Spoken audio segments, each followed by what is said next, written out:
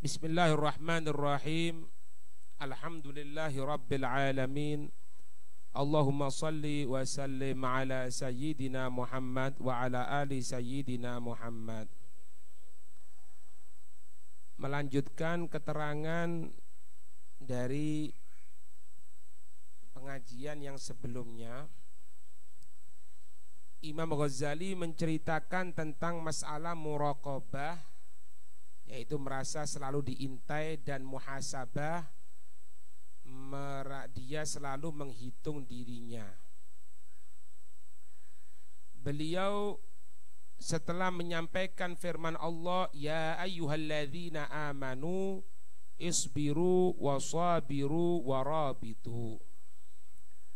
Wahai sekalian orang-orang yang beriman, bersabarlah kamu sekalian untuk taat kepada Allah, wasabiru, dan berajaklah untuk kesabaran, warabitu, dan ikatkan dari dirimu kepada syariat ini.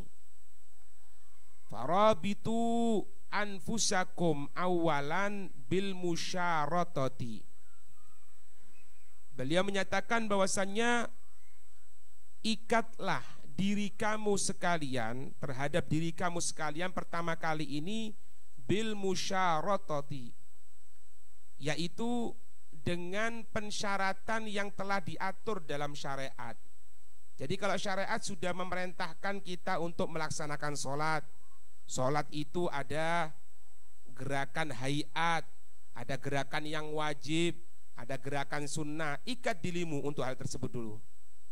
Kemudian tsumma bil muraqabah, kemudian selalu mengintai, merasakan kehadiran Allah dalam dirinya. Tsumma bil muhasabah, baru kemudian dia menghitung. Tsumma bil muaqabah, kemudian dia tadi itu memberikan sesuatu hukuman kepada dirinya kalau dirinya meninggalkan sesuatu yang seharusnya. Misalnya, kok tadi tidak melaksanakan baca Quran misalnya, sekarang godoi untuk baca Quran. Tadi misalnya kok dia itu lupa tidak melaksanakan sholat duha misalnya, sekarang untuk mengqodoi sholat duha. Karena amalan sunnah itu juga bisa diqodoi seperti amalan yang wajib. Cuman kalau sunnah itu yang diqodoi kalau dia meninggalkan karena uzur, kalau ada uzur. Itu. Jadi jangan pernah memberikan sela kepada diri kita untuk supaya meninggalkan sesuatu yang telah kita tentukan. Itu. Kemudian tsumma bil mujahadah, dengan berusaha, bersungguh-sungguh untuk melaksanakan segala syariat. Tsumma bil muayanah, kemudian untuk menentukan dirinya tadi itu, kira-kira dipikir, anak ini nanti berhak enggak untuk mendapatkan rahmat Allah, atau justru anak ini mendapatkan kemurkaan dari Allah dan lain sebagainya. Fahadihi sittu maqamat, katanya beliau. Ini ada 6 kedudukan. Al-maqamul awal, kedudukan yang pertama katanya Imam Ghazali, al-musyaratatu, yaitu pensyaratan.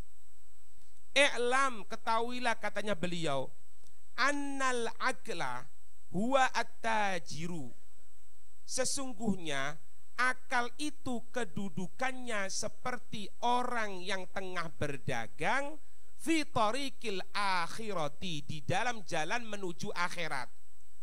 Jadi sebagaimana kalau misalnya kita ini akan berdagang, misalnya kita membutuhkan yang namanya modal, kita yang membutuhkan namanya kemampuan diri, skill dan lain sebagainya. Begitupun kita ini akan menuju Allah Subhanahu wa taala. Yang pertama kali itu akal. Yang mana maknanya akal itu lughatan al-mana', yaitu pencegahan. Artinya kalau ada orang itu yang tidak tercegah dari perbuatan yang diharamkan oleh Allah, berarti dia tidak berakal. Makanya Allah menyatakan seperti binatang, bahkan lebih hina dari binatang. Kenapa? Karena akalnya ini yang merupakan modal pertama untuk berdagang akhirat sudah ada. Wasyarikuhu an-nafsu. Partnernya kalau akan bekerja, kalau misalnya kita kerja butuh orang yang barengi sama kita atau kita kerja sama-sama orang. Kalau untuk menuju akhirat, partnernya ini apa? Nafas, jiwa, keinginan. Karena bimu'awanatiha yasiru ilal maksud. Karena dengan bantuan hawa nafsu itu akan sampai kepada apa yang dia tuju. Jadi nafsu itu tidak ada semuanya jelek. Ada nafsu mutmainnah, nafsu yang tenang, nafsu untuk mendekatkan diri kepada Allah. Ada keinginan seperti itu tuh ada. Tanpa bantuan hawa nafsu ya tidak bisa. Ada yang rusak, hawa nafsu yang rusak. Wa hadza syariku la yuaddi al amanata in khuliya wa ru'ya illa hayaan wariyaan. Hawa nafsu ini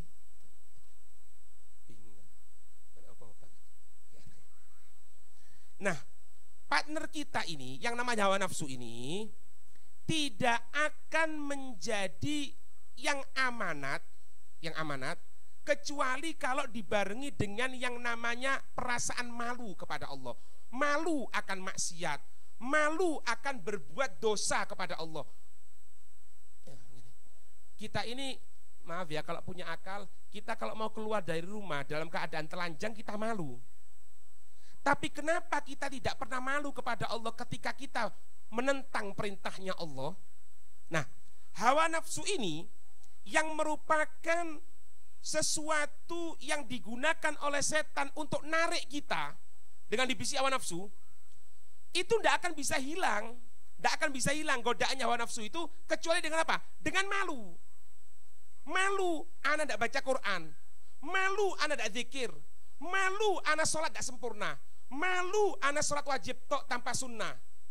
Kalau ada seperti itu, muncul amanat dari hawa nafsu itu. Malu.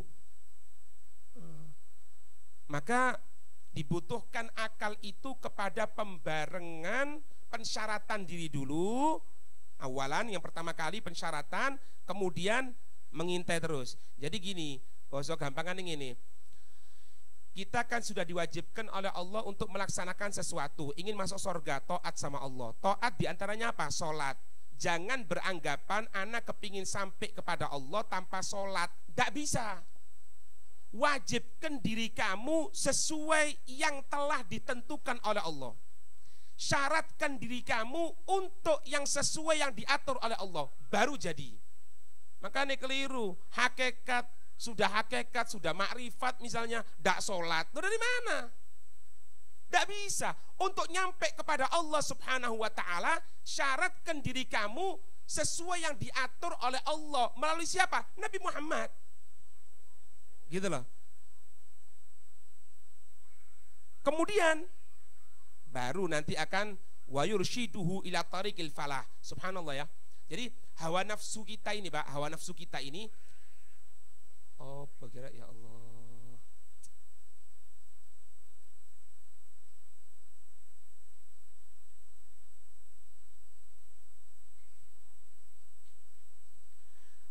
Hawa nafsu kita ini ya akan terbiasa kepada satu perbuatan yang kita biasakan. Ana berikan contoh paling gampang. Kita ini, Pak, kalau mulai kecil diberitahu sama siapa ini, orang tua kita. Syuf ya, ente kalau mau tidur jangan tidur dulu kecuali sikatan dulu. Yes ya.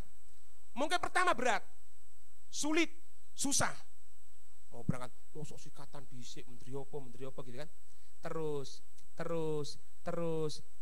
sampai pada batasan kita tidak akan bisa tidur kecuali setelah kita sikatan, gosok gigi terlebih dahulu.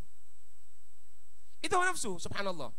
Contoh yang semoga kita bisa nyampe semuanya dalam keadaan sehat, taat. Ramadan. Ente lihat Ramadan. Hari pertama, waduh, rai ini lungset kabeh kan gitu kan. Hari kedua, lemes. Hari ketiga, seminggu, biasa. Apalagi hari yang ke-20, sing kerja kasar kerja pisan saiki. Kenapa? Biasa sudah. Biasa tidak makan, biasa tidak minum ketika siang hari. Akhirnya tidak ada sesuatu yang terbebani sama sekali. Kenapa? Ini loh hawa nafsu. Kalau dibiasakan, hawa nafsu itu kata Imam Ghazali akan memberikan petunjuk kepada sesuatu yang beruntung. Gitu loh. Makanya kalau kita lihat sejarahnya para sahabat, mereka tadi itu tidak pernah untuk meninggalkan taat sama Allah. Seolah-olah kalau tidak taat itu bingung. Seolah-olah tidak ngamalkan, jangankan yang wajib, yang sunnah saja takut masuk nerakanya Allah Subhanahu wa taala. Itu. Sehingga sahabat Abu Hurairah buat sebelum tidur dengan tasbihnya dibagi, anaknya untuk baca, istrinya untuk baca.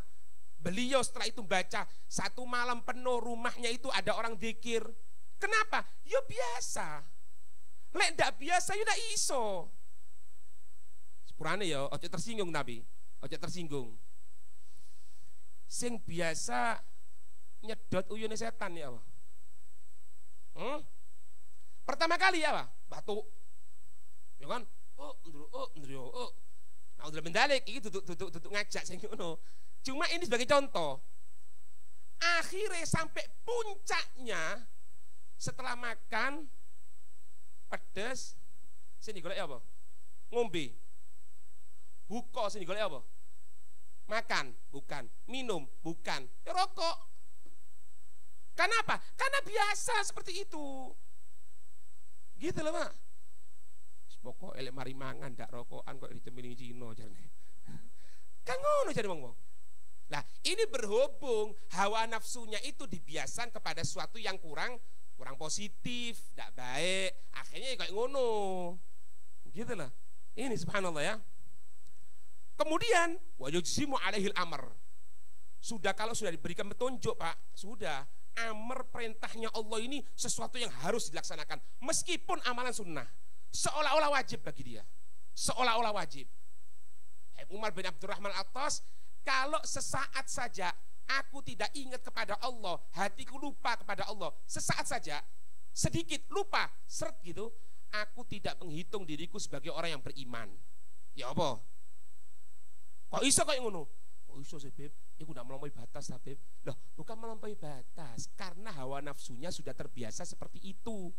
Kita pun bisa sebetulnya seperti itu. Asaki baki, Pak. Yang memberikan kepada mereka orang-orang pilihannya Allah, itu Allah akan kekal selamanya. Tinggal kita ini gelem apa enggak. Paham ini? Kemudian yang kedua, al-muraqabah. Muraqabah, yaitu perasaan selalu diintai oleh Allah Subhanahu wa taala. Nah, ini terjadi apabila apa? Apabila hawa nafsu yaitu syarikahnya kita, orang yang berbarengan dengan kita, gambaran tadi itu kalau dagang itu mulai khianat. Falasabila ila ihmaliha. Tidak ada jalan sudah untuk nyepelekan. Jadi kalau kita sudah mendapatkan petunjuk jalan, nanti hawa nafsu ku mulai, Pak. Memang diciptakan hawa nafsu ku rodok melenceng memang. Engko ono ae keinginan, ono ae. Kadang-kadang gini, inti kan baca Quran iya, jangan dulu nanti aja gampang. Kapan? Ba'dal maghrib aja. Ba'dal maghrib udah yo. Ya kan? Ya apa ini ya? Belum baca Quran ya apa ini? Ya sudahlah nanti batal isya, gampang aja. Ayo nak muli-muli. Sampai sudah mau ini tamu pulang, yang perempuan ngomong, "Ayo Mas, makan." Turun baca Quran. Hawa nafsu ngomong, "Bisa dibaca Quran dhisik, gampang mangan enak." Mangan dhisik, mari mangan insyaallah kan kuat semangat. Mangan. Setelah mangan ya iku metu maneh nguyoni setan niku. Wes buyar. Akhirnya apa? Ya wes lemes. Kayak turune Qur'ane hilang. Tapi kalau kita punya muraqabah, kapan itu partnernya kita yang bareng kita dalam berdagang akhirat, yaitu hawa nafsu, mulai melenceng, kalau ada yang namanya muraqabah ini, selamat, Pak. Tidak akan bisa itu hawa nafsu untuk menggoda kita. Tidak akan bisa. Paham? Supaya tidak akan terjadi yang namanya khianat sama sekali. Kalau sudah khianat, Pak, kalau sampai terjadi khianat, fayafsudu ra'sul mali fadlan 'anil ribhi. Kita ini kalau bekerja sama, orang yang kita ajak kerjasama atau misalnya kita punya pegawai, pegawainya ini khianat, ya, jangankan masalah keuntungan, modalnya ku entek kabeh. Apa? Karena orang yang berbarengan dengan kita khianat. Begitupun kita sama Allah. Yang barengi kita ini apa? Hawa nafsu. Kalau hawa nafsu ini sudah khianat kepada Allah Subhanahu wa taala, kita tidak punya perasaan muraqabah, tidak memiliki perasaan bahwasanya kita diintai oleh Allah Subhanahu wa taala, ojo ngomong bu surga. Hancur kabeh. Imane iku iso amblas. Entek, naudzubillah min dzalik. Itu. Nah, faidan la budda minal muraqabati 'ala dawam fis sakanati wal harakati wal lahadat. Kalau memang seperti itu, katanya beliau Imam Ghazali, harus manusia itu merasa diintai oleh Allah Subhanahu wa taala terus-menerus dalam diemnya, dalam gerakannya, dalam sekejapnya tetap merasa diintai. Lihat ya, yang dicontohkan dalam fikih. Maaf, kita ini suami istri misalnya, suami istri itu tidak ada aurat. Meskipun tidak ada aurat, maaf, itu telanjang pun tidak ada masalah. Cuman ente inget toh, ada sesuatu zat yang melihat kepada ente. Ada Allah yang melihat. Meskipun itu halal, dia merasa seolah-olah itu haram, padahal halal. Itu. Karena apa? Muraqabah, merasa diintai sama Allah. Itu. Nabi Shallallahu Alaihi Wasallam menyatakan, "Ubudillah ta'ala ka'annaka tarah, fa illam takun tarah fa innahu yarak." Atau makna ihsan ini. Sembahlah Allah, ibadahlah kamu kepada Allah seolah-olah kamu bisa melihat Allah. Kalau memang kamu tidak bisa melihat Allah, memang kita tidak bisa melihat Allah di dunia ini. Tarahu, Allah melihat, engkau tidak bisa melihat, fa innahu yarak, maka sesungguhnya Allah melihat kamu. Allah delok kon. Kalau kamu tidak bisa, ya Allah. Sekarang gini Pak, sembayang ya. Aku biasa sembayang di masjid nggak serban, nggak kopiaan, nggak gamisan, Allahu Akbar. Pas di kamar, kopiah ditekek. Kenapa? Tidak wajib kok. Sorban ditekek, tidak wajib kok. Kemudian gamis panas, kemana saiki pas ini kurang.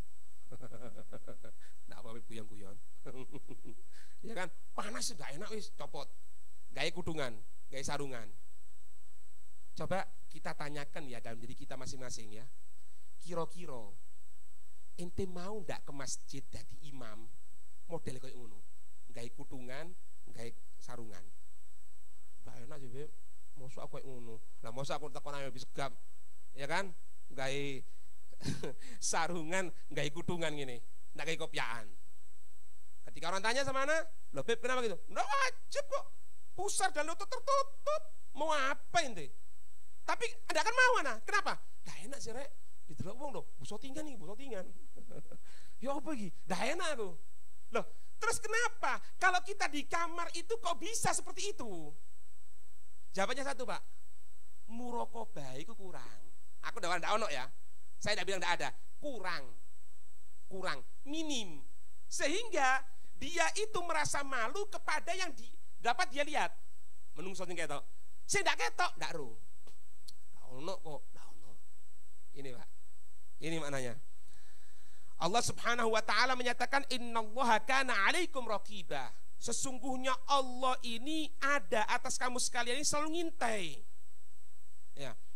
Seorang alim beliau mengatakan al-murta'ish. Beliau mengatakan al-muraqabatu mura'atu sirri bimulahadatil ghaibi, yaitu memperhatikan hati dengan selalu dia ini perhatian kepada Allah setiap saatnya, ma'akulli lahdatin wa lafdatin, bersama detik yang berlalu, waktu yang berlalu sama dia, dan dengan lafaz yang anak ucapkan nanti tanggung jawab di hadapan Allah. Anak ngomong seperti ini tanggung jawab di hadapan Allah, akan dimintai dan lain sebagainya. Itu namanya muraqabah. Wah, aman Pak, ndak ono wong nyolong kok ngene iki. Kok ngene iki, ndak ono wong nyolong, ndak ono wong ngentit, ndak ono wong khianat sama sekali. Kalau muraqabah iki kono. Makanya Sayyidina Umar mengatakan apa? La yadkhul suqana illa minal faqih Tidak akan ada yang masuk pasar kita ini, kata Sayyidina Umar ya, tidak akan masuk ke dalam pasar kita ini kecuali orang-orang yang ngerti ilmu agama. Pasar loh, duduk madrasah, pondok pesantren, itu pantes lah. Ini di pasari, mereka itu yang masuk berdagang di pasar, kata Sayyidina Umar, mereka itu ngerti ilmu agama. Hebat. Nah ono Bang Tetel, Bang Zuwean, riba, nah ono tergoda sedikit, eman-eman rek, coba iki utang disik Bang. Nah ono. Kenapa? Muraqabah sama Allah. Itu tak jawabannya. Hah? Kemudian yang ketiga, yang terakhir Pak. Terakhir iki, tak bener kayak telu jangan. Tak kuat wis panas aku. Sampean ya luwe pisan ketok ora ini ngomong. Iya. Iya. Muraqabah sampean rada kurang nek. Boleh luwe. Muhasabatu nafsi ba'dal amal ya, memperhatikan, menghitung diri setelah beramal kepada Allah Subhanahu wa taala. Ya Allah, dihitung, Mbak. Ini loh, Pak, ojo mek mikir yo, misalnya kita orang dadi petugas musola, misalnya petugas masjid. Mek kita orang ini di titipi tok. Ini Pak Yai, Pak Ustadz, fulan bin fulan meninggal ya. Oh ya. Tulis namanya siapa namanya? Fulan. Oh, dikubur kapan? Dikubur nanti. Disolatnya di sini? Iya. Omongno. Assalamualaikum. Jangan mikir ngono tok. Suatu saat itu sing ngomongno, ente yang ngomongkan itu nama ente tertulis. Nah kadang-kadang kita mikir ngono kan. Sing mati ki sapa? Sing mati ku tangga. Sing mati ku sapa? Sing mati wong lain. Engko sing nyembayangi aku. Sing mati kon. Oh ndak, kono ae. Ojo. Pikirno. Jadi setelah beramal dipikir, ya Allah, aku mari ngomong mati rek. Ojo-ojo dimantel panjang umur. Mati ini kira bengi-bengi. Iya. Allah menyatakan apa? Wal tandur nafsum ma qaddamat lighad. Lihat diri kamu. Katanya Allah, lihat diri kamu. Apa yang akan kamu dapatkan besok ini? Kehidupan yang akan datang loh. Lek kita orang sebelum kubur, kayak kubur ini, cedek. Kira-kira yang teko iki sapa rek? Mungkar nakir atau Bashir Mubashir? Hah? Sing teko iki sapa? Apa hidatnya Rasulullah? Amin. Alhamdulillah min dalik. Atau adab? Pikir. Ojo mikir dunya tok ae.